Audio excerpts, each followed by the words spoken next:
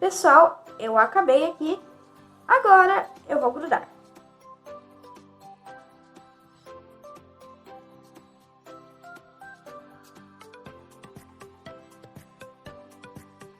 Pessoal, agora eu irei colar uma ponta na outra.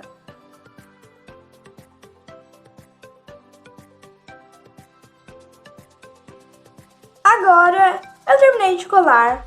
E pessoal, olha que bonito que ficou. A combinação de cores também ficou muito show.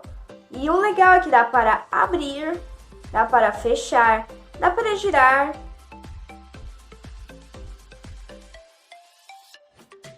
Dá para apertar com a mão. E é muito legal de ficar brincando, gente. Eu estou apaixonada.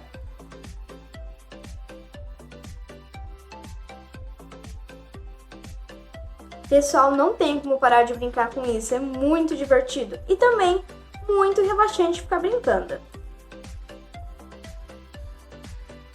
Mas então, pessoal, esse foi o vídeo, espero que vocês tenham gostado. Não esqueçam do like, se inscreva no canal. Beijos, pessoal, e tchau, até o próximo vídeo. E pessoal, antes de finalizar o vídeo, quero dar um recadinho para vocês. Eu criei uma playlist no canal que se chama Dobraduras. E se você quiser assistir mais dobraduras, aquela playlist serve principalmente para isso. Lá tem vários vídeos de dobraduras que eu fiz. Então, tchau pessoal! Até o próximo vídeo de dobraduras. Tchau!